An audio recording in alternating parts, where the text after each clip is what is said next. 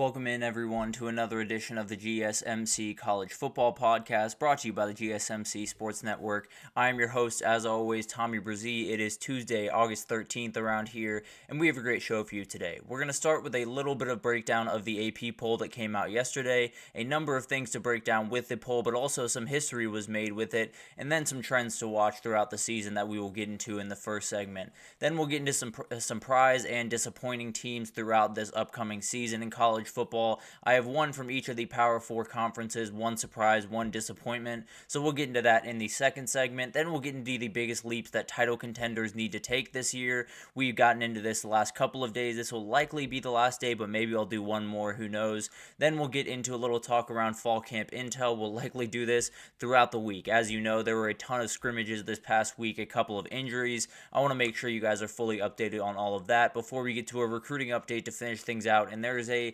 unlikely team that is making some real noise in the recruiting world right now. But before we jump in, I do want to remind you all we get tons of questions and comments throughout the show, and you can use the GSMCpodcast.net link if that's easier for you. But also, we now have Super Chat. So on the Sports Network page, if you're in the chat, you can likely see a little dollar sign at the bottom of the chat. You're welcome to leave any question, any comment that you have in there, and I will absolutely have you. First of all, you'll see it on the screen, which is kind of a fun interactive thing for both of us here, but also it helps us out a lot. It's definitely a huge thing to keep the content that you love coming to you, so definitely a huge thing for us. If you would like to use that, you're more than welcome to. Also, we do still have the GSMCpodcast.net page if that's a little bit easier for you. But let's go ahead and jump right in here, and let's talk about the preseason AP poll that came out yesterday. Obviously, it's a preseason poll, so there's only so much you can take from it, but there are a couple of really interesting trends, a couple of history things that I want to get into, and definitely some interesting tidbits to pull out of this. But let's go ahead and jump in, and first let's just start with the poll. So it is Georgia, Ohio State, Oregon, and Texas. That's roughly the order that I expected them to go in. I think you could flip Texas and Oregon if you really wanted to, but that's the way I had it in mind, so more than fine with that. Georgia got the overwhelming number of first place votes, which makes sense. Again, a team with that type of quarterback, with that type of system, and the pedigree behind them, it's no real question, right? Then you have Alabama at 5, you got Ole Miss at 6, the same way that I had it, Notre Dame at 7, the exact same way that I had it. Then there's some difference. I did not have Michigan in my top 10. They have them sitting at 9, which we'll get to why that's a big deal here in a second. Florida State sneaks into the top 10 right there. Missouri right outside the top 10. Utah I'm obviously a little bit higher on than some people are. I do have them in my top 10 at that 8 position, but they do not. So definitely an interesting thing to watch there. Tennessee seems to be hanging out right in that 15 realm. Oklahoma a little bit higher on this list than I would have them, but at the end of the day, it's splitting hairs. Once you get down to this 15 to 25 mark, it's absolutely crazy the way you could put this. Miami a little bit low if you were to ask me. I believe I had them at 16 yesterday, and frankly, I've seen people that have put them even higher. So definitely a team that has a lot of hype going into this season and expects to have a huge one. A&M makes the list. Arizona, Kansas, a little bit of run of Big 12 teams there. And then USC, NC State, and Iowa close it out. So a good group of teams here. Obviously, roughly like what I had yesterday. I did have Iowa State in my top 25, so that's one team that I think likely should be in here. I think UCF is another team that could argue that they should be in here as well. So definitely some arguments around, who made it, who didn't, but at the end of the day, it's a preseason poll.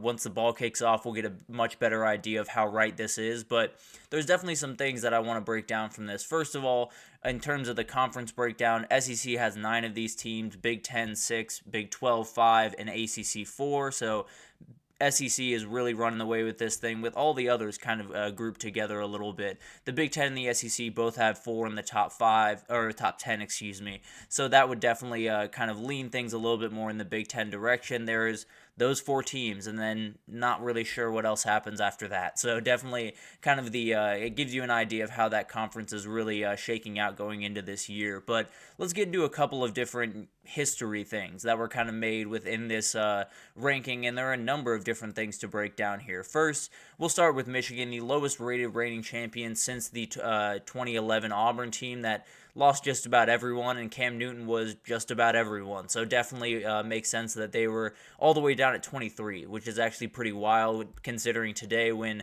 even 9 looks a little bit low for the reigning national champion. So definitely some interesting things there. Obviously, Michigan, losing the amount of people they did, not overly surprising by any means, but definitely something that is really interesting and something to watch as we head into the year. Texas has its highest ranking since 2009. Oregon highest ranking in program history. Ole Miss highest ranking since 1970, all the way back then, so huge year for them. Ole Miss highest preseason ranking since 2008, and Kansas highest ranking since 2009. So a lot of teams making their highest point in a long, long time. Obviously, Texas has been well documented. We understand that this is a huge year for them and one where they feel like they're back at the table for the first time in quite some time. Oregon, obviously, is going into this year with as much hype as really has ever been around that program. Obviously, the Chip Kelly years were absolutely incredible, but there were a number of years where you still felt like there were a couple of teams at the end that they just weren't going to be able to deal with.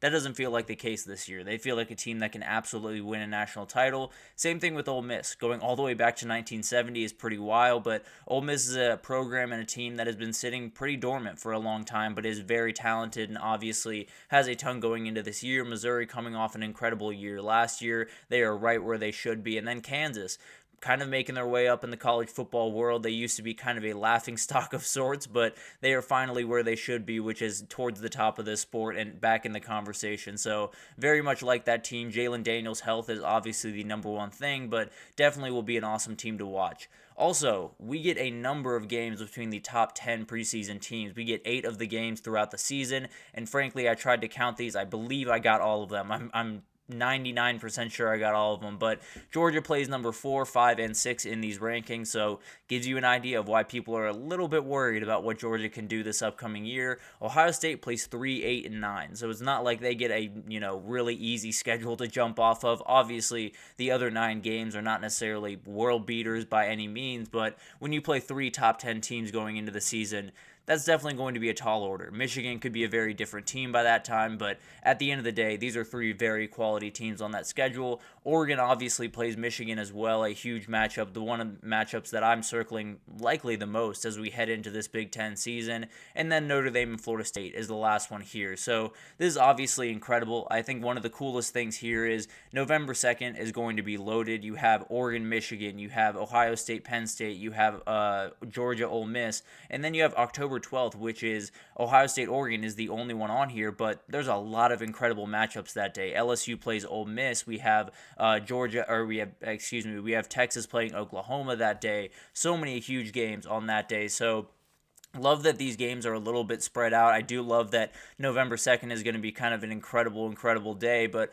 overall, I think when you get a number of spread out games in a 12 or among the top 10 teams in the country, it's always a great thing. You can have that marquee game on the weekend and then fill everything else with the number of other great games that are happening pretty much every single week this upcoming year. So this is going to be absolutely awesome. I think these are the games that you'll look back on and say, these are likely the ones that define the college football playoff this upcoming year. Whether it's Georgia stumbling a couple of times in those 3 games, or Texas getting beaten by Georgia, or Oregon losing to Ohio State and Michigan, what have you. There's a number of games on here. Notre Dame playing Florida State might be the most consequential game of the year for them. So definitely going to be a huge number of games here. And if you expand it to the top 15, I believe you go all the way up to 15 games that you can see between the top 15 teams this upcoming year. And frankly, I could have missed a couple there as well. So definitely a huge thing there. The only top 15 team that doesn't play another top 15 team this year is Utah. So definitely a team to watch. It looks like their schedule is definitely leaning towards them, and it sounds like that's going to be exactly the case. So definitely will be a fun thing to watch. But let's get into some of the trends to watch throughout this thing, because it's obviously a preseason poll. You can't take too much out of it, but there's definitely some things to watch for throughout the season. And we'll start with, in 20 of the last 21 seasons, the preseason top 10 team has finished unranked in the AP poll. I think there's a number of options here. I think Michigan is likely the easiest pick of the group because of all the changes, because of all the people walking out the door, and the outside noise can't help by any means. So an 8-4 season would likely get them out of the top 25, and I think that's likely in the cards for Michigan. Not necessarily picking that by any means, but definitely something that could happen. Florida State is another team that I'm watching with if DJ does not hit the ground running the way they need to, they're a team that could lose to Notre Dame. They could lose to SMU. They could lose to Clemson and Miami, and that would put them probably outside the top 25. So definitely one to watch there. Notre Dame is still a little bit up in the air because the passing game is a little bit worrisome still for me. I think the offensive tackles have to come along in quite some way. So there's a world where it looks pretty ugly and disjointed, but the schedule definitely leans itself to them being a top 25 team at the end of the day. Ole Miss and Penn State are two teams that I don't expect to find their way into this category, but definitely could. Ole Miss faces a very, very tough schedule, and Penn State, that offense is going to look stagnant at some point, but if it looks stagnant throughout the year, then they're going to have a real problem on their hands. And then Alabama's the final team that I think this could realistically happen to. Maybe it happens to Texas or Oregon, but I wouldn't necessarily put a bet on that by any means. I think when you have all the changes at Alabama, there's always going to be that question, right? There definitely could be a fall off the cliff type season. I don't expect that by any means, but definitely is in the cards for Alabama this upcoming year. You also have all 10 teams to win a national title in the CFP era. We're ranked in the top 10 heading into the season. So if you're a fan of Georgia, Ohio State, Oregon, Texas, Bama, or Ole Miss, you feel pretty good about where you're sitting right now because history is in your favor. The thing about that is only one number one team as we go into the season has won the national title, which was 2017 Alabama, and they didn't even win the SEC. That was the year they lost to Georgia in the SEC, they didn't go to the SEC title. Why am I mistaking this? Yes, they didn't go to the SEC title and then found a way to beat Georgia in the championship game. So obviously, is going to be an incredible year. UGA being that number one team could spell a little bit of disaster for them. Obviously, I'm picking Georgia to go quite a ways in here, but did not pick them to win a national title. So both of these would hold up in my prediction. So definitely will be an interesting thing to watch. But there's definitely a ton going into this year. I think you look at this preseason poll, and obviously it's not the craziest thing in the world. We've seen these polls before, and a lot of them have fallen apart pretty quickly. But at the end of the day, there are a couple of trends that you really do want to watch throughout the season. You know, those top 6 teams winning the national title, that top 1 team not winning the national title is definitely something to watch as we head into this season. But we'll take our first break here, and when we come back, we're going to talk about the surprising and disappointing teams in this upcoming year. I have one from every Power 4 conference, so we'll break that down right after this, so stick with us. I feel like I'm losing my mind. Is everybody in the world blind? Please, Lord, give me a sign, a sign. I feel like I'm losing my mind. Is everybody in the world blind? Please, Lord, give me a sign, a sign. I wanna be the greatest. Everybody on the fake shit. I look around and feel like everybody is the fakest. I make this every day and I'm impatient, hoping one day I blow up from the basement. Statement, the top is so vacant. I don't hear shit that I think is amazing. Waiting for my day when I'm playing sold out shows for 1,000 faces. Hey, give me that crown, get in my way and to be put down. It ain't your place, all this my town. If I want that shit, then I'll get it right now. I'm losing it, the noose it fits. I'm losing shit, a stupid myth. You choose to live or choose to dip. You choose to fight or lose your grip and lose a gift. I feel like I'm losing my mind. Is everybody in the world blind? Please, Lord, give me a sign, a sign.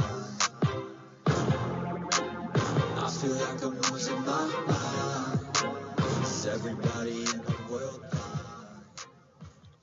Alrighty, welcome back everyone. We just talked about some of the most surprising we're about to talk about that. We just got into the AP poll, a number of things to break down from that, a couple of trends to watch as we head into this season, because it doesn't necessarily bode too well for the number 1 team, so Georgia, but bodes very well for the top 6 teams as we head into this upcoming year. But let's get into the surprising or disappointing teams as we head into this year. There are a number of teams that I want to get into. I have one surprising, one disappointing from each conference as we head into this year, and there's definitely some interesting picks on here, but I want to start with the SEC, and I want to start with the LSU Tigers. They are my surprising team this year. I think this one might not be all that surprising. I just think the way that they're going to go about business is going to be a little bit surprising. I think this defense is going to be a little bit better than some people are expecting, and there are a number of reasons that I'm buying into this team and buying into what they're going to do this year. The biggest reason is the O-line. I think when you have an O-line like that, that, there are so many things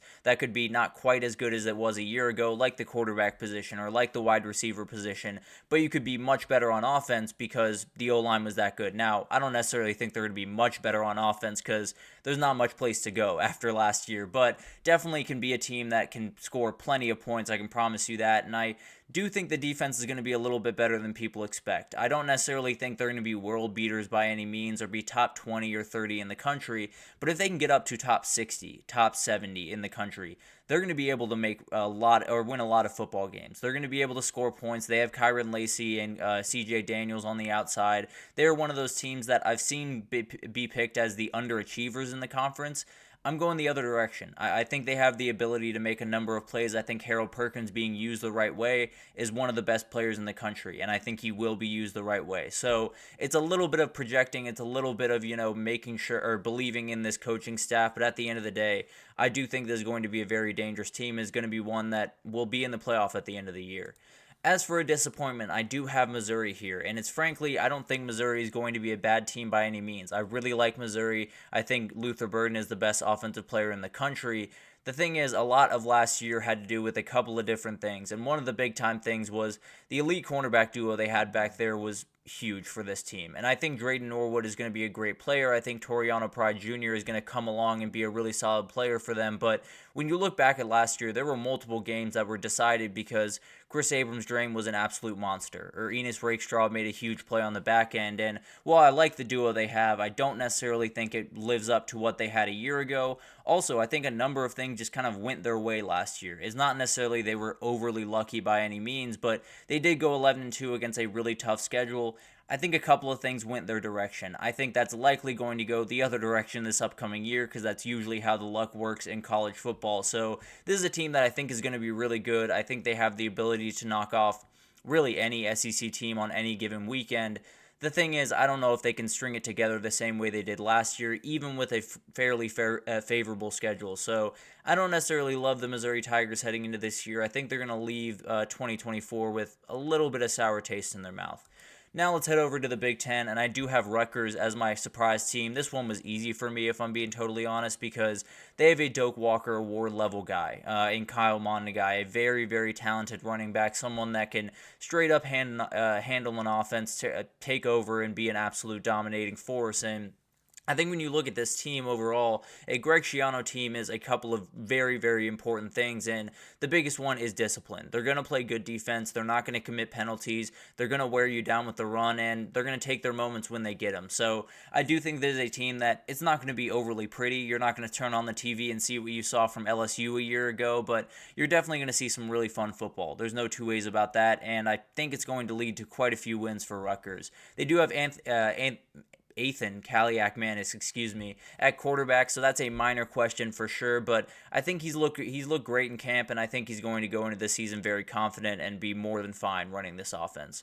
For a disappointment, I don't love this Washington team. I've been pretty open about that throughout this offseason. I think this is a good team. I think they have the ability to make some noise. I think Jedd Fisch is very talented, and Will Rogers is someone that could hit it big. I just tend to believe that's not going to be the case. I think Damon Williams Jr., the backup quarterback, is likely going to finish the season for them at quarterback because I just think this is a team that has lost way too much, particularly on the line of scrimmage. You have so many things to replace. You have so many things that are changing on the fly, and while I think Jedd Fisch is an incredible coach, I think there's just too much in the Big Ten this year for them to compete. I think USC is a better team. I think Nebraska is likely a better team. I think Rutgers could even be a better team this upcoming year. So Washington's going to be a good team. I think they're going to be a good program going forward with Jedd Fisch. I just think 2024 is going to be a little bit bump in the road and a considerable drop-off from what they had a year ago, obviously. It's not going to be a bad team by any means and definitely not going to be a bad program, but I just think it's going to get off to a weird start and kind of finish not necessarily the way that they wanted to.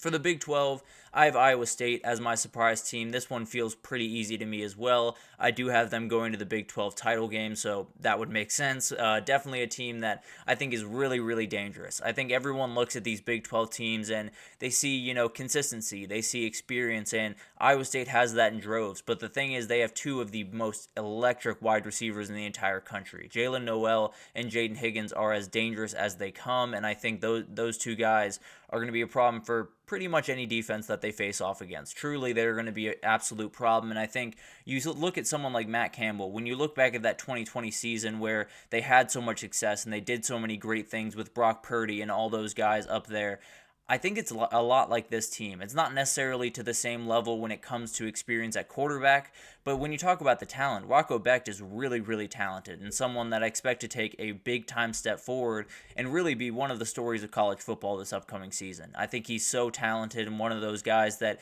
is going to, kind of take over the Big 12 this upcoming year. When you're talking about Shedeur Sanders and you're talking about Jalen Daniels and Avery Johnson, who I think is also going to have a great year, but when you're talking about all these other quarterbacks, I think Rocco Becht is plenty ready to make some noise this upcoming year. As for disappointment, I'm not buying into this UCF team the same way people are. And I understand there are people that really, really believe in what they did through the portal, and frankly, I do as well. I think they did a great job in the portal and added a ton of players that are going to have huge effects for this team, but I've been pretty honest with this across pretty much every team where you're adding a lot of portal players, it adds a lot of variability. And this is a team that was a good team last year, but wasn't near where they needed to be to win a Big 12 title. So I just think there's too much ground to make up. I don't necessarily think there's going to be overarching a bad team, but KJ Jefferson throwing the ball is not the most confident thing in the world. And if you can absolutely just sell out on the run, it's not going to be too hard of an offense to corral. Now, it is Gus Malzahn calling plays, so it could be much harder than I'm giving it credit for. But overall, I don't know if they have the guys on the defense. I don't know if they have the number of guys they want offensively. I think it is a team that is going to develop into an incredible one over the next couple of years. The program, is going to develop into quite an incredible program. But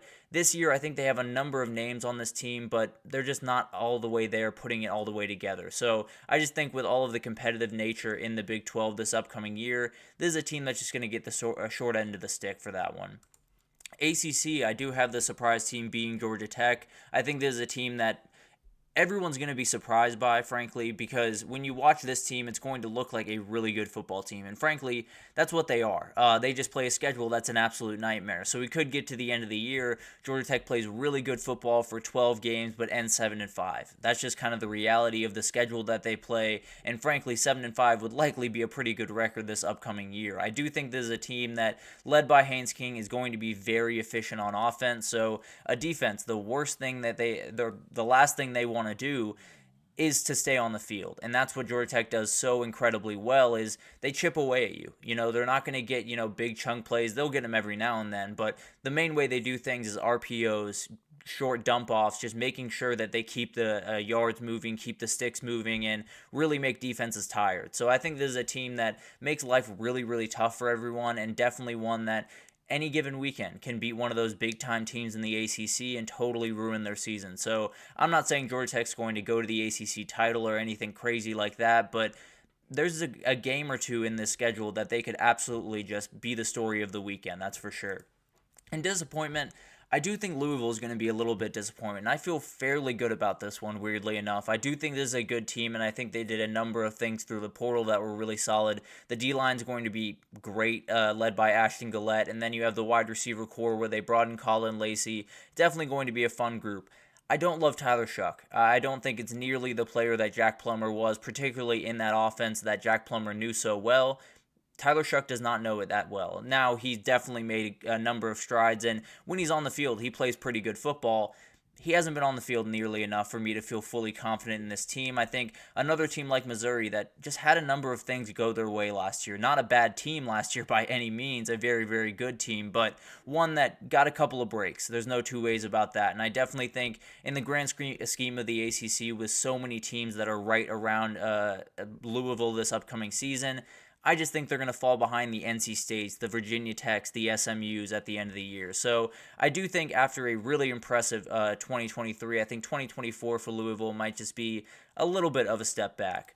Overall, it's impossible to figure out these teams, right? There's so many variables going into this season, so many teams that have a chance to make some noise, that there are a number of teams I just put as disappointing that could easily be surprising, and vice versa. So definitely will be a really interesting thing to watch, but there are some teams I'm just not fully buying into, and some teams that I'm watching very, very closely as we head into this year. I think it's going to be just an incredible year, and I think there will be plenty of surprising and disappointing teams as we in 2024, that's for sure. But let's take our second break here, and when we come back, we're going to talk about some of the biggest leaps title contenders need to take. We've done this the last couple of days, knocked through the top 10. We'll go a little bit deeper. I think this might be the last edition of this, but maybe I'll feel like I want to do another one tomorrow. Who knows? But let's break that down right after this, so stick with us.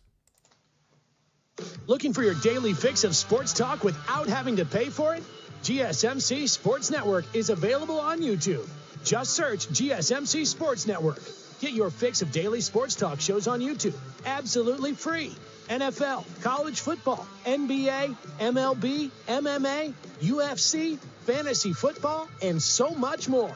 GSMC Sports Network has shows running all day long, with new sports shows starting every 2 hours. Just like on your favorite cable sports channel, except GSMC Sports Network is absolutely free. Just search GSMC Sports Network on YouTube to catch one of your new favorite shows, like the GSMC College Football Podcast, Chip Shot Football Podcast, Hoops and Heels Women's Sports Podcast, GSMC Basketball Podcast, and so many more.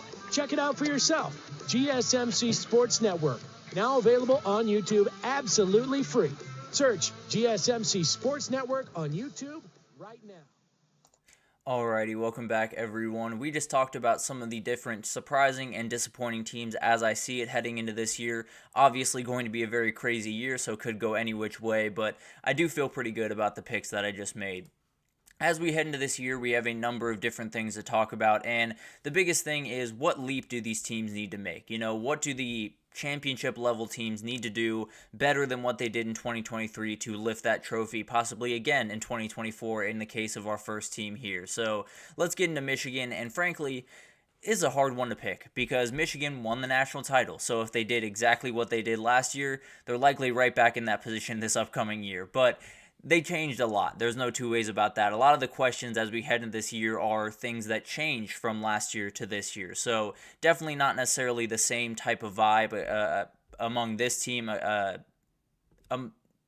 Not the same vibe from this team to other teams, excuse me for that. But I do think one area that they could improve and one area they could hit another level in is explosivity. I think that's the big thing that this Michigan offense is just missing just a little bit. And frankly, I think they're a little bit more equipped to do that this upcoming year on the ground more than anywhere else. I think when you have someone like Alex Orji that can run the ball to the level that he can, there's always that chance you're going to break one free, right? And then Donovan Edwards has that more breakaway speed than Blake Corum did. Him being on the field more is obviously going to lend that self to that. And then you obviously need some wide receivers to step up. You need some things to happen in the passing game for this to happen. But at the end of the day, I do think Michigan's going to be not necessarily as efficient of an offense because of the passing, struggles of Alex Orji. And I think one of the big time questions is how do they kind of combat that? How do they deal with that on the other side of it? How do they kind of handle all of the different changes to their offense? I think one of the big ways is you can change a game in a second. If you can get behind defenses every now and then, it's almost exactly what Alabama did a year ago, where the offense looked a little bit weird at times, but once they got a big-time play, the game totally changed. So that was kind of the big-time thing for them. Maybe it's the same thing this year. Alex Orji, obviously not necessarily the level of passer that Jalen Milroe is, but definitely could be a huge help to this offense that I expect to take just a little bit of a step back, but if you can hit those big plays, it doesn't look too bad by any means. I also think when you look at Missouri, when you talk about big-time quarterback play, when you talk about those big games that you need Brady Cook to show up and he needs to make big plays, he came up a little bit short, whether it was from accuracy or throwing picks. He threw a pick in every single one of the big-time games they played throughout last year, so definitely something that they're going to have to fix, whether it's the only game that he didn't throw a pick again or pick in a ranked game is that Kansas State game in the beginning of the year. He had 2 against the LSU back end that was not good at all last year, so definitely not necessarily the greatest sign. And I think when you look at this Missouri team, they're fine with a 10-2 season. I think that puts them in a good position to make the playoff. It puts them in a good position to do some of the things that they want to do going forward. But the reality is you want to win those big games. You want to go into the playoff knowing that you can win that one game to push yourself into that second week and possibly give yourself a chance to go on a little bit of a run here. And you need your quarterback to play just a little bit better in those big time moments. So that's kind of what I'm really watching for him. I think he's a very talented player, but maybe he just needs a little bit more play in those big time games throughout the season. Then we'll go over to Clemson and we'll talk about offensive rhythm. That's the biggest thing that I think needs to change, and this was overall a pretty easy one. When you talk about what happened last year, Cade Klubnik looked a little bit lost. There was a number of times where it felt like they were running the ball really well, then tried to take a couple of shots and it looked weird, or they just had no real rhythm on offense, no real vibe on offense where you knew exactly what you were going to do, or you knew kind of the rhythm of things that you wanted to go about and in the game. And I think obviously this had a lot to do with the wide receivers not necessarily being at the level they want them to, Garrett Riley and Cade Klubnik not being on the same page, the O-line not playing as well. So a number of things went into this, no doubt about that. But I do think this is a team that has the talent to make defenses guess. They have the talent, whether it's, Phil Maffa at the running back position, some of the talented freshmen they have at wide receiver, a number of those things. I think, frankly, this is a big-time reason that they lost those big games last year, like Florida State, NC State, Miami. They didn't have that rhythm on offense, and it made them come up really short at the end of those games where Florida State was able to make those big plays. Clemson didn't have it in them. So definitely something to watch as we head into this year, and I think it's one of those things that they're a very capable team offensively. There's no two ways about that. They have a great play caller. They have really talented players at pretty much every single position. They got to put it all together, and that is much easier said than done. Definitely something that they're going to have to deal with, and if they can put it together, if they can become a potent offensive attack, this is going to be a really tough team to beat. I can promise you that, because it is a really, really good defense. But on the flip side of that, it could be another year where Cade Klubnik and Garrett Riley just aren't on the same page, and then you're probably getting another disappointing year in Clemson. So definitely something to watch there. But over to Tennessee, this one's another layup. They need better quarterback play. Everyone understands that what happened last year was not up to the standards that they wanted to, and Joe Milton came into the year with a good amount of hype, after that bowl performance that he had that was just really incredible in a number of different ways. He came back and everyone was thinking maybe he's finally put it together. Maybe all the physical tools that look so great when he's passing against air finally look incredible in game. That wasn't necessarily the case. He missed a lot of spots. He did kind of what we've known Joe Milton to do, and he's doing a little something different up at New England right now, which is definitely something interesting to watch. But overall, you look at Nico Iamaleava as we head into this year, he's just got to be more consistent. He doesn't necessarily have to take the top off every single play. He doesn't necessarily even have to play Hendon Hooker 2022 level football. He's just got to hit his spot more often than Joe Milton did. He really just has to hit these guys in the numbers and make sure that they can get out in space, because this wide receiver group is as special as there is in the country. They can compete with really anyone around the league, but if you don't have that quarterback that can put the ball on the spot when they need to, you're not going to do anything. That's just the reality. Now, this is a very talented kid, and frankly, I think if I asked any Tennessee fan right now if you're worried about the quarterback play heading into this year, the answer would be a resounding no. But at the end of the day, you are heading into your first year as a full-time starter. There's a lot of different things changing, not necessarily the easiest schedule in the world, although not the world-beating schedule that they've had to play in the past. So definitely will be a really interesting thing to watch. I think this is a more than capable kid, and I think is going to develop into one of the best quarterbacks really to ever come through Tennessee, honestly. But at the end of the day, it is still his first year. It could be one that you get a little bit of a boost in quarterback play, but not quite the amount that you need to possibly make an SEC or title run this upcoming year. Then we have LSU, and this is another big-time layup. The back-end defense has to be so much better. They are fully equipped to possibly fix that this upcoming year, but the question is how much do they fix it, really more than anything else. I think Ashton Stamps is going to be a really good player for them, playing really well throughout fall camp. I think Javian Toviano, as long as he is on the field, still some lingering off-the-field things with him, but if he's on the field, he's going to play good football. I think Sage Ryan just has to play passable at cornerback. I don't think he's going to be the guy that they're fully relying on to make all the plays out there, but he's got to be able to make some. Major Burns could make some noise. PJ Williams, the very talented freshman, might just be a starter at one of those corner positions, which isn't necessarily the greatest thing in the world, but also when you look at last year, probably the right way to go about business. Jordan Gilbert is someone on the back end at free safety, and then Jordan Allen at the strong safety position.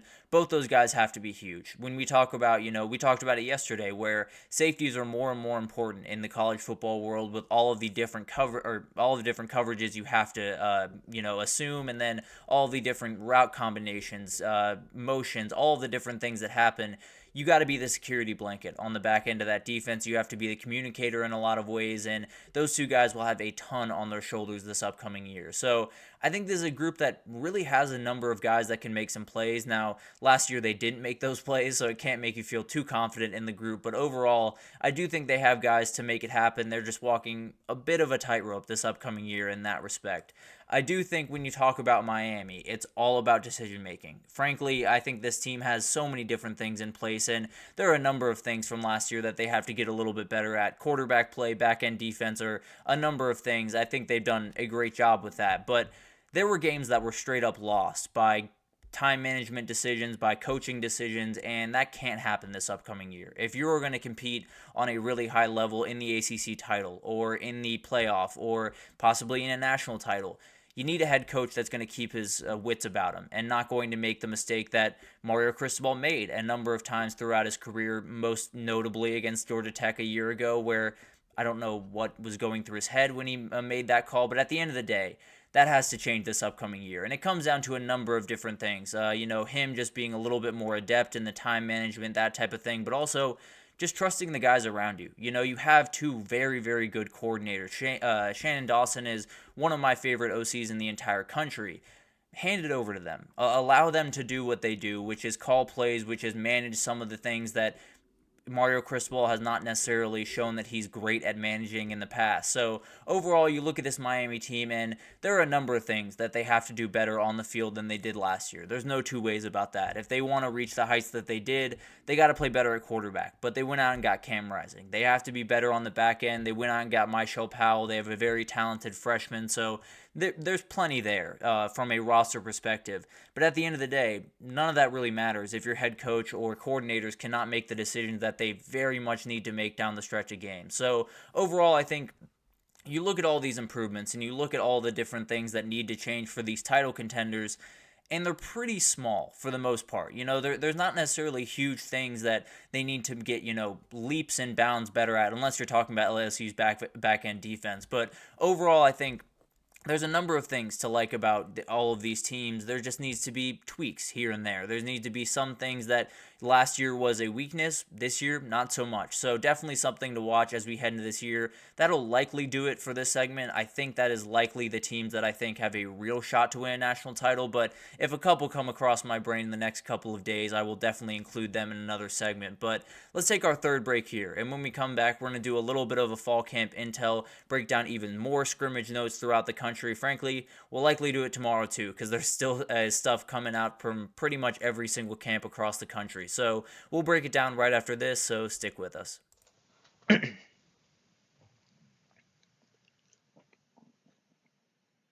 For the best and latest podcasts available anywhere, go to the podcast app on your cell phone and type in GSMC to access free content-rich podcasts on health and wellness, book reviews, sports, entertainment, relationships, social media, movies, technology, finance, and even weird news. Subscribe and download the GSMC Podcast Network's family of shows, available everywhere podcasts are found. Alrighty, welcome back everyone. We just talked about some of the improvements that need to be made for title contenders as they head into this year. Definitely some big time things to watch throughout this season as we head into what's going to be a pretty wild year with a number of title contenders around. But let's get into some fall camp intel. There's still scrimmages going on all around the country. It went on this weekend, but still a number of things coming out from those scrimmages all around the country. And we'll start in Tuscaloosa, Alabama, where things are going really well. I'll be totally honest with you. When you get into this season, there's so many questions around Alabama, and frankly, I still have plenty of questions about that defensive side of the ball, but the offense is coming along, and that is a huge, huge piece of news for Alabama fans. Ryan Williams and Caleb Odom, two very talented freshmen. Caleb Odom came in as a tight end. I think he'll likely move to wide receiver and work more out on the outside. both of them are incredibly talented and are going to be really, really hard to keep off the field. And frankly, that's a theme that you'll see throughout this segment. There are a number of guys that are making quick impressions in fall camp. Jeremy Bernard is an absolute dude at wide receiver as well, definitely making waves and figures to be the top guy this upcoming year. Definitely someone to watch there. Jalen Milroe seems like he's coming along pretty nicely, putting everything together. The run game seems like it's going to be really, really good, and frankly, that's no surprise to really anyone. When you have the group that they have, it's pretty incredible what you're capable of doing. I think he's going to have to get a little bit further down the road when it comes to throwing the ball, but overall, he looks like himself. He looks like the guy that you want him to look like, and maybe take a little bit of a step forward, but we won't really know until we get on the field at the end of the day. And it sounds like the quarterback depth is a little bit better than some of us might have thought going into the season. It sounds like Ty Simpson is ready to roll. Austin Mack is there as well, so I'm not necessarily super worried. Obviously, Jalen Milroe going down would not be great at all by any means, but it sounds like they have people behind him that could pick up the slack if that were to happen.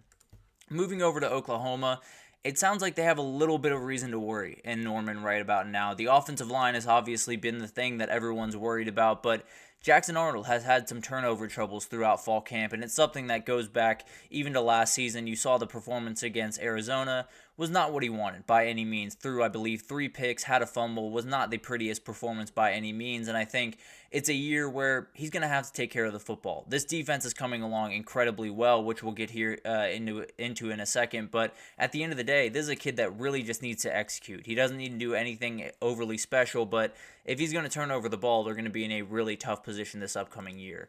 The defense is coming along exactly the way Brent Venables wants. Danny Stutzman, in fact, had a pick against Jackson Arnold, I believe a pick 6 in their scrimmage this past weekend, and I think Brent Venables was close last year. I think he had the guys that he wanted, at least relatively. I think this year, these are the guys. These are the guys that he wanted. This is his team at the end of the day, and he's ready to roll with this defense. I think it's going to be a really, really good unit led by Danny Stutzman, so a really fun team that, frankly, might just be winning games a little bit ugly this upcoming year. Moving over to Auburn, the quarterback position is an interesting one because Peyton Thorne is playing pretty good football. He's doing exactly what you want him to do, but the quarterback depth is not what they want it to be at all. You know, Walker White is there, but he's likely the backup, and he is a true freshman. He is likely not ready to play SEC football right now, so you really need that guy healthy, and that doesn't even answer all the questions they have at quarterback. You need Peyton Thorne to play a little bit better football than he did a year ago. Now, both line of scrimmages look really strong. The offensive line being strong is obviously huge for Peyton Thorne. The defensive line being strong changes the game for Auburn because that was an area, at least over the past 5 years or so, where they were getting pushed around a little bit, or at least more than they should be. And if that was going to continue, they were going to have a big-time problem as they head into this year. But it looks very, very strong, and the wide receivers look incredible, as you would imagine. There are a number of freshman wide receivers that are making noise at Auburn, whether it's Perry Thompson or Cam Coleman in your picture right there. But the guy I want to talk to you about is Bryce Cain. He's someone that has made a number of different headlines throughout the last week, as he had an incredible scrimmage this past weekend, apparently. So it could be Auburn just entirely leans on freshmen. Now, they do have Keandre Lambert-Smith, who is likely going to be one of their top guys next to Cam Coleman, but overall, it might just be a lot of freshmen catching passes for Auburn this upcoming year. Another guy to watch is Kieron Crawford, a very talented linebacker. He's turning heads, came over from Arkansas State, so a little bit of a step up, but definitely is turning heads and could easily play a role this upcoming year. Over at Florida, they did have Montrell Johnson go down, which is obviously a huge deal, but it sounds like they feel really good about the running backs they have behind him. Trayon Webb is a very talented kid. Jacoby Jackson is the one that is getting a ton of headlines. He is really making some noise and likely will have to play a big role, at least early in the season, as they work Montrell Johnson back into the lineup. The not-so-good thing is the offensive line. It sounds like the offensive line is not where it needs to be, and frankly, when you're talking about a quarterback like Graham Mertz, not necessarily the best at extending plays and getting out of pressure, so you're going to need to keep him upright, and the way you do that is protecting him a very, very good amount, and frankly, you're walking into a buzzsaw in week 1 if your offensive line is not ready, whether it's Ruben Bain or Tyler Barron or some of the other guys that have popped up over the last little bit. Akeem Isidore is another one to watch, so they'll get dominated if they're not ready walking into that game, and right now, doesn't sound like they're ready. So definitely something to watch as we head into that first week and over the next couple of weeks, see if they can make some strides that they desperately need to make. Over at Georgia, frankly, there's not too much to take away from this scrimmage because so many guys sat out. Carson Beck and a number of the other starters were not playing in this game, and frankly, I do not blame Kirby Smart one bit. You do not need to see anything from Carson Beck at this point other than him being on the field in week 1 and on the field every single week going forward. So not necessarily overly crazy there, but there were some things to pull away, that's for sure. Edge rushing looks just incredible this upcoming year. Looks like it is going to take the step forward that it very much needs to from last year. Gabe Harris is a name to watch, a very young player that is kind of breaking out slowly throughout fall camp and definitely could this upcoming year. Michael Williams, Jalen Walker, Damon Wilson, and plenty of others will play big-time roles coming off the edge, but they seem to feel really good about that position.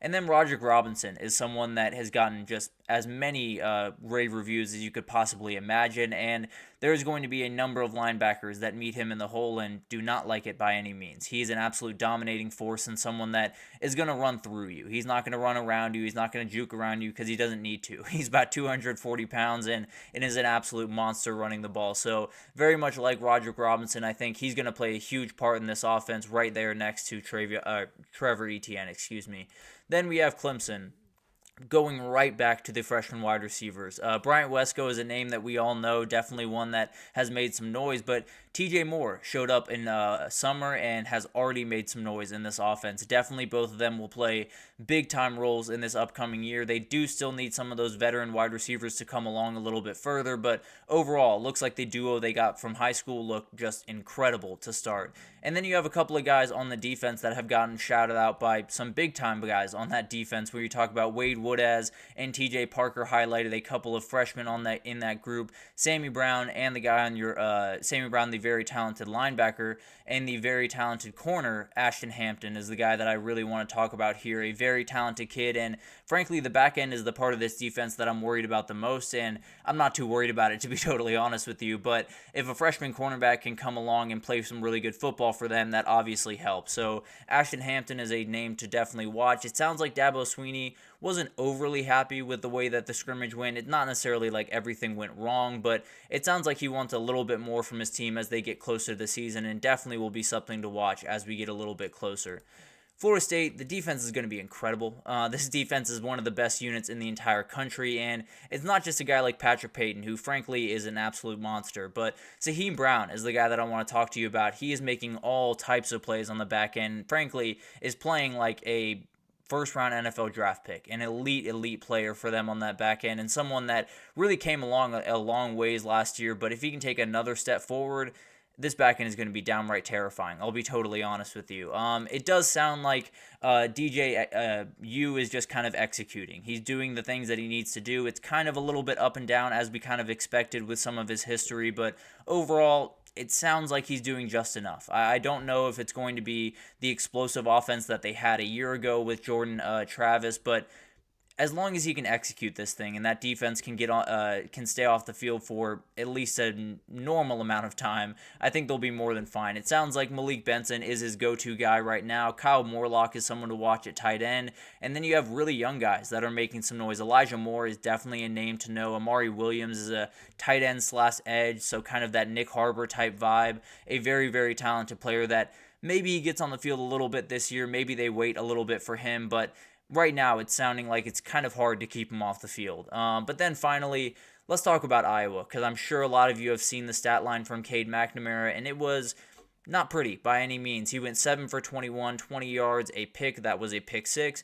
1 fumbled snap, and no touchdown. So not where you want to be by any means, and kind of where Iowa has been the last couple of years. But it sounds like one of those things that it was something that Josh Pate was talking about on his show, where maybe it's a blessing in disguise. I don't necessarily think Cade McNamara is a bad player by any means. We saw what he did at Michigan. He obviously is capable of playing good football.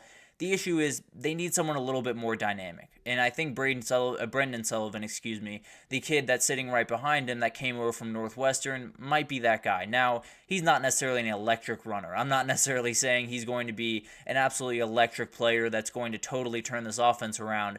I just think he gives you a little bit more ability than Cade McNamara does. I don't think it's necessarily this massive gap, but Iowa needs anything that they can get. So I definitely think this could be one of those things that Cade McNamara was not necessarily going to be the best choice at the end of the day, and moving on to someone like Sullivan could be a huge thing for this Iowa offense. So overall, a ton of things still coming out. Frankly, we will likely do another segment tomorrow on this because there are so many things coming out, a couple of injuries coming out. In fact, Texas just suffered another running back injury, which we'll get into tomorrow, but a number of things to break down, and we'll continue breaking it down throughout this week. But let's take our final break here, and when we come back, we're going to do a little bit of a recruiting update. A team that you have not heard about a lot in the recruiting trail is making some real noise, and we'll get into that right after this, so stick with us.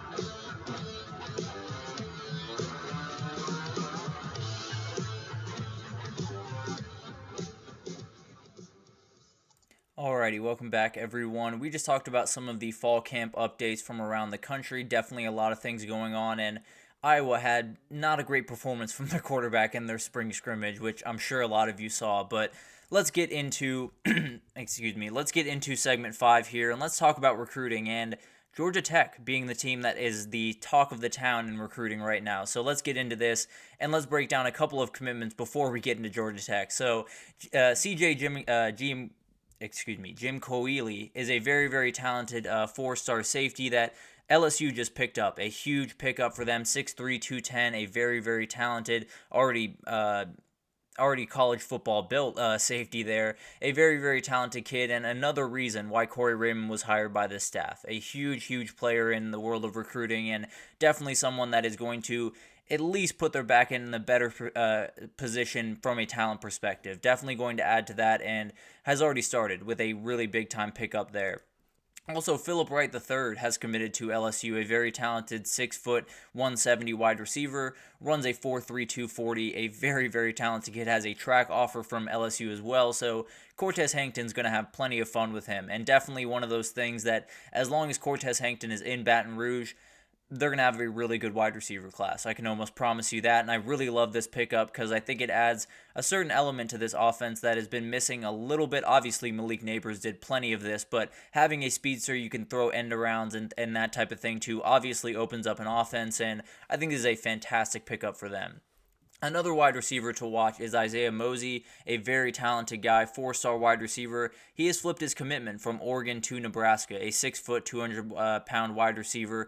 Definitely a very talented kid out of Missouri, so a little bit closer to home than he was going before. A huge flip for Nebraska, and one that is another decommitment for Oregon. Adds to Josiah Sharma that committed to Tennessee, and Deshaun Bram, a very talented tight end that committed to, Josiah Sharma committed to Texas, a very talented defensive lineman, and Deshaun Bram committed to Tennessee, a very talented tight end. So a couple of decommitments from Oregon. Definitely have to get back on track on the recruiting trail, but frankly, they gave themselves a little bit of leeway with the talent that they brought in the first couple of days in that cycle. So definitely something to watch there, but overall, I'm not super worried about Oregon on the recruiting trail right now.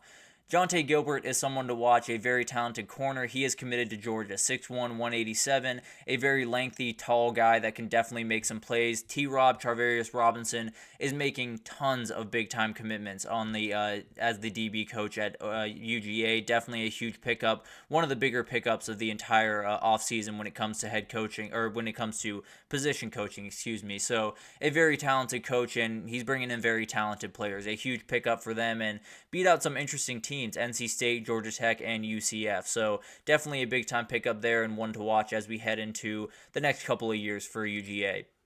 Kadarius Riddick is another talented back-end player, a safety, 4-star that has flipped his commitment from UCF to USC. Now, earlier he flipped his commitment from Auburn to UCF, so there is a possibility that happens again, but this is a little bit further down the road. A very talented kid, definitely one that USC very much needs, and they continue to add to that back end. That is obviously DeAnton Lynn's kind of bread and butter, so not necessarily overly surprising, but definitely a very, very talented kid, and one that might just be called on to play immediately when he shows up on campus, frankly. Finally, let's get to the big-time commitment. Josh Petty, a 5-star interior offensive lineman, has committed to Georgia Tech, and that might sound a little bit crazy, but that is actually what happened here. A 6'5", 265 interior offensive lineman from Roswell, Georgia, right around the Atlanta area. Not overly surprising there, but this is the second highest recruit Georgia Tech has ever gotten. That is absolutely insane. Calvin Johnson was number 1, so if he's anything like that, they have to feel pretty good about this one. And frankly, I think a lot of people are surprised by this, and I was a little bit surprised, don't get me wrong, but at the end of the day, Brent Key is a fantastic offensive line coach. That's his bread and butter. That's what he did in college. That's what he did at Alabama, and he did a great job doing it. So it's not overly surprising that an elite offensive lineman would want to play for an elite offensive lineman head coach. It's kind of like Travis Hunter wanting to go play for Deion at Jackson State. It might not make sense as a school. It makes sense from a head coaching perspective. So he's going to get a great coaching staff, a great education, obviously, and Georgia Tech's is doing a really, really good job of selling what they have there. You know, it's not what Georgia is. It's never going to be what Georgia is because of some of the academic requirements and some of the different things that go into that there. But at the end of the day, Brent Key's message is working, and if it's working, then this could be a very, very interesting thing to watch over the next couple of cycles, because if they shut down Atlanta, if they do better work in Atlanta than they have done over the last couple of years, this can develop into a really good team pretty quickly. I promise you that. So definitely something to watch. But let's move over to 2026 real quick and break down some big-time commitments there. Cody Green is an offensive tackle, elite player in 2026. He is committed to Oregon. This is a big-time pickup for them. Obviously, that 2026 class is coming along very nicely for Oregon. They're number 1 in the country right now, and building up the trenches is really where Oregon does most of their work. They're building kind of that SEC roster out in the Pacific Northwest, and this is just another addition to that. So a huge pickup there. A long time till he has to sign, but definitely one to watch there. And then we have Keenan Britt, a very talented 4-star edge rusher. He is committed to South Carolina, a huge pickup for this team, and frankly, the edge rushing recruitment has been incredible under Shane Beamer at South Carolina. They got Nick Harbor, who now is playing a little bit more wide receiver, but could easily move over to edge and be a monster. Dylan Stewart is an elite edge rusher that's going to be a freshman this upcoming year, and they're continuing rolling with Keenan Britt, a very good pickup here, and one that will definitely be a factor pretty much immediately when he steps on the field in Columbia. So one to watch there, but let's get back to a couple of scheduled commitments, a couple of intel as we head into this crazy month that's going to unfold in front of us. And I want to start with Christian Garrett. He is decommitted from Georgia, a very talented 6'4", 270 D lineman out of Bogart, Georgia, so right in that Athens area. A very talented top 5 D lineman in the 25 class, so definitely someone people want. And he's already gotten a crystal ball to Georgia Tech, so another one for Georgia Tech that they could be picking up that, frankly, they would not have a shot to pick up in other cycles. A big-time thing for them if they're able to close this one out, but they got a crystal ball from Steve Wiltfong, so you got to feel pretty good if you're Georgia Tech right about now. As for UGA losing this commitment, I think there are a number of things at play here. More than anything else, I think Elijah Griffin and Justice Terry might just be knocking on the door. And it's not to say that this kid isn't plenty talented and definitely can be a factor for Georgia in the future. But at the end of the day, when you have Elijah Griffin and Justice Terry on the sidelines, you might just want to make a little bit of room for them. I'm not saying that Christian Garrett was told to decommit, but I wouldn't necessarily be surprised if that's exactly what went down. But definitely something to watch. Anthony, definitely a couple on the list. I'm not sure if there's any that I have here, but I will absolutely do another one later in the week to break down a couple of the big-time commitments coming up. So don't necessarily have a Miami-Georgia battle, but I have a couple of Miami battles right here. Ben Hanks Jr. is someone to watch. He is down to three schools, a 6'1", 170 corner. He's from Miami, Florida, a top 70 recruit, top 10 corner in this upcoming class, so a very talented guy. it sounds like it's going to be Florida. He's down to all of the Florida schools, so not necessarily overly surprising there, but a big-time pickup for Florida if they can make this happen. Miami is still very much pushing for this one, but it sounds like Florida is definitely setting the pace here and likely will be the team that gets that commitment.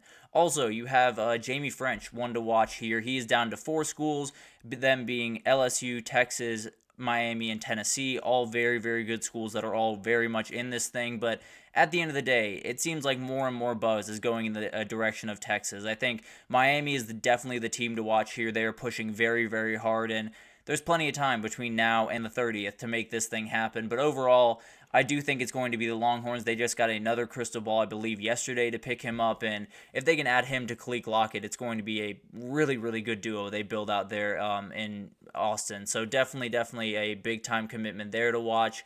And then you have a couple of offensive linemen and defensive linemen that I want you to watch over the next little bit. David Sanders Jr., a very, very talented kid, someone that sounds like he's going to make his decision here pretty soon. On Saturday at 12:30, he's going to make his decision, and a number of schools are in this one, whether it's Georgia, Nebraska, Ohio State, Tennessee. All of those teams are very much in this battle, and frankly, I don't know if anyone has a good idea of where this thing is going, but it sounds like Tennessee has somewhat of an inside track. I think Nebraska is not one to sleep on by any means. Ohio State is always willing to make some things happen in the recruiting trail, and Georgia is always going to be a problem. But right now, it looks like Tennessee might have the slight edge, and we're coming pretty close to that decision being made. So it could be that it totally changes by the time Saturday comes around, but right now, my pick would be Tennessee. Also, EUEC Epinesa is someone I want to talk about. AJ Epinesa's brother, a very talented edge rusher who's now on the Bills. Well, he's got a 5-star brother who's going to be an absolute monster. It sounds like Utah and Miami have a lot of momentum in this one, or at least did throughout spring and summer. It sounds like Iowa's making up some ground, and I'm sure his brother AJ absolutely loves that. A very, very talented kid, one that if Iowa was able to pick up, would just be an absolute monster pretty much from day one, like his brother was. But at the end of the day, I think this one is totally wide open. I think a number of teams can make some things happen. Penn State is another one to watch here. If I had to make a pick, I'd probably pick one of those two teams from the get-go, Utah or Miami, but overall, this one still has a number of twists and turns that are going to come into play, no doubt about that. And then finally, you have Andrew Babalola, a very talented offensive lineman. It sounds like he wants to make a decision very soon. He's still kind of figuring out where he wants to go, but it sounds like he wants a decision in before his high school season starts, or at least gets really fully underway. So definitely one to watch over the next couple of weeks, maybe a week or two. Definitely one that could come through the pipes, and I think Michigan is the one that is sitting in really good shape here. They feel like they're in really good shape where the academics are a huge thing for him, so he got a crystal ball to Stanford a little bit ago. They've fallen off quite a bit in this recruitment, but Michigan's right there, right? A very, very good academic school, one that can definitely flaunt that over some other schools that are in this recruitment. I think Auburn and Oklahoma feel good about where they sit. Definitely some teams to watch, but I'd lean Michigan right now. And Stanford, as I talked about, has waned quite a bit in this recruitment. So definitely a thing to watch. Yeah, I think, Anthony, I think there's always a question, right? You never really know who to trust. You never want to say anything until it comes out of the kid's mouth, right? And all of the thing that, especially in the world of NIL, things change very quickly. I think we all understand that, but Steve Wiltfong tends to be at least the most right of the people that put on these predictions throughout the year, and frankly, I would love if they wouldn't put in predictions, just let the kid make his decision, but I'll use him for the time being. I do think he does a really, really good job for the most part. Obviously, there are those crazy circumstances like Travis Hunter choosing Jackson State that get a little bit off the walls, but overall, I think there are a number of things that Steve Wiltfong knows about the recruiting world that is really hard to know. So I do think I lean a little bit more towards him than really anyone else, but at the end of the day, it is just a prediction. It is just up in the air, and with the world of college football today, things can change on a dime. I think we all understand that. So definitely something to watch where I just gave you a lot of different tidbits. Maybe they're all wrong at the end of the day, but definitely will be something to watch as we head into this really crazy month of August in the recruiting world. But that'll do it for this edition of the GSMC College Football Podcast, brought to you by the GSMC Sports Network. Your support means a lot to us, so please remember to subscribe to the show, leave a positive review. It does make a huge difference for us. Also, follow us on Facebook, Twitter, TikTok, Instagram, all the social pages for all of the content and updates you could possibly need. We have really incredible people doing awesome work across every single sport you could possibly want. So definitely will be an incredible year of college football, but an incredible year for everything. So anything you need in the world of sports, come on over to GSMC and we have you totally covered. But thank you once again for listening, and I will see you guys tomorrow. Mm-hmm. Mm-hmm. Mm-hmm.